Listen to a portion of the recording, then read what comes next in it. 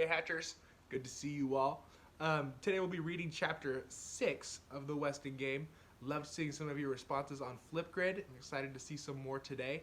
Same thing as yesterday, we're going to be posting questions on Flipgrid for you to answer about the book and about what your ideas are and what your theories are on a couple different things. So today we finally get to find out what was left to all these people in the will. Seemingly they don't have a lot of connections except that they live in that apartment complex together. But something's got to happen to connect them more. But we'll find out hopefully in this chapter. Let's get started with chapter 6, The Westing Will. My name, the young lawyer began, is Edgar Jennings Plum. Although I never had the honor of meeting Samuel W. Westing, for some reason yet unexplained, I was appointed executor of this will found adjacent to the body of the deceased. Let me assure you that I have examined the documents at hand as thoroughly as possible in the short time available. I have verified the signatures to be those of Samuel W. Westing and his two witnesses, Julian R. Eastman, President and Chief Executive Officer of Westing Paper Products Corporation, and Sidney Sykes, M.D., Coroner of Westing County.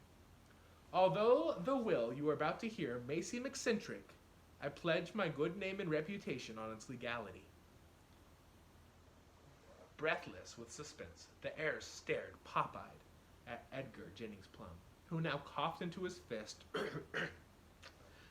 now cleared his throat, rustled some papers, and now at last began to read aloud from the Westing will. Here we go. I, Samuel W. Westing, resident of Westing County in the fair state of Wisconsin, in the great and glorious United States of America, being of sound mind and memory, do hereby declare this to be my last will and testament. First, I returned to live among my friends and my enemies. I came home to seek my heir, aware that in doing so I faced death. And so I did. Today I have gathered together my nearest and dearest, my 16 nieces and nephews. What? Sit down, Grace Winsler Wexler. The lawyer stammered an apology to the still standing woman. I was only reading. Those are Mr. Westing's words. If it's any comfort to you, Mrs. Wexler, Judge Ford remarked with biting dignity, I am just as appalled by our purported relationship. Oh, I didn't mean...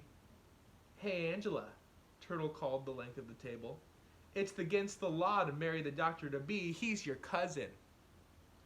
Dr. Denton Deere patted Angela's hand in his best bedside manner, pricked his finger on her embroidery needle. I can't tell who said that with this chatter, Seidel Pulaski complained. Would you read that again, Mr. Lawyer? Today I have gathered together my nearest and dearest, my 16 nieces and nephews. Sit down, Grace Winsler Wexler. That is written in his will, so he wrote for that person to sit down because he knew she would stand up. That's funny.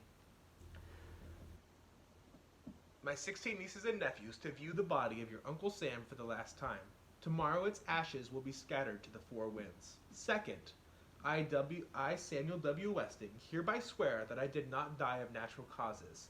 My life was taken from me by one of you. Ooh.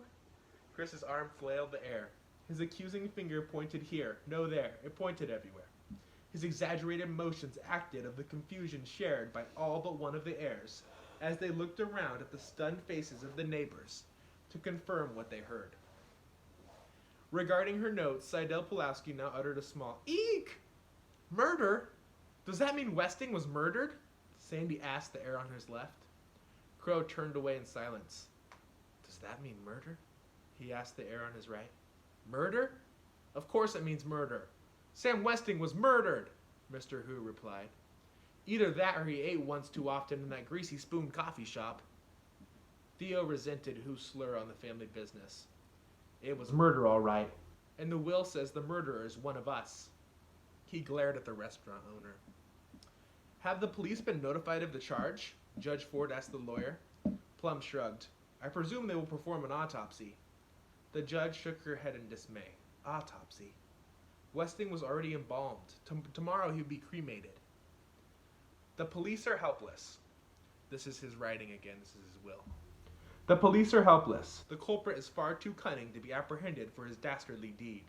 Oh my! Flora Boombach clasped the hand to her mouth on hearing dastardly. First murder, now a swear word. It's not a swear word. Dastardly. I alone know the name. Now it is up to you. Cast out the sinner, let the guilty rise and confess. All right, said Crow. Third, who among you is worthy to be the Westing heir? Help me. My soul shall roam restlessly until that one is found. The estate is at the crossroads. The heir who wins the windfall will be the one who finds the ashes, the doorman shouted. Some tittered to relieve the unbearable tension. Some cast him a reproachful glance. Grace Wexler clicked her tongue, and Seidel Pulaski shh. It was just a joke, Sandy tried to explain. You know, ashes scattered to the wind, so no one who finds the windfall gets... Oh, never mind. Fourth, hail to thee, O land of opportunity. This is him writing again. You have made me the son of poor immigrants, rich, powerful, and respected. So take stock in America, my heirs, and sing in praise of this generous land. You too may strike it rich who dares to play the Westing game. Game? What game? Turtle wanted to know. No matter, Judge Ford said, rising to leave. This is either a cruel trick or the man was insane. Fifth, sit down, Your Honor, and read the letter this brilliant young attorney will now hand over to you. There's a lot to unpack here. So we just found out they're all related. They're all cousins, apparently, who have all been moved into this apartment complex, not knowing that they're all related. And also, Mr. Westing had now written that he was killed by one of them. So one of them is a murderer, apparently. And that only one of them will receive all of his money and his house and everything he owned, millions of dollars. But we don't really know how they're going to win yet. But we know it's some kind of game, and if they win all that money. Let's see. It was uncanny. Several heads turned towards the coffin, but Westing's eyes were shut forever. The brilliant young attorney fumbled through a stack of papers, felt his pockets, and finally found the letter in his briefcase. Aren't you going to open it? Theo asked as the judge resumed her seat and put the sealed envelope in her purse. No need. Sam Westing could afford to buy a dozen certificates of sanity. The poor are crazy, the rich just eccentric, Mr. Hu said bitterly. Are you implying, sir, that the medical profession is corrupt? Dr. Deere challenged. Shh! Sixth, before you proceed to the game room, there will be 1 minute of a moment of silence for your good old Uncle Sam. Flora Boombach was the only heir to cry. Crow was the only one to think. By the time Seidel Pulaski could assume a pose of reverence, the minute was up. That is the end of Chapter 6. Wow, that was a lot. I want to hear your guys' thoughts on some things. We're going to talk about who do you think the murderer was. Is there a way to tell already? I'm not sure there is, but maybe you have an idea. And also, what is the game going to be? We know there's some kind of game to figure out who's going to become the heir of all of this money and the heir of the Westing estate. But I'm wondering if you have any ideas of what you think the game might be. Head over to Flipgrid and let's find out.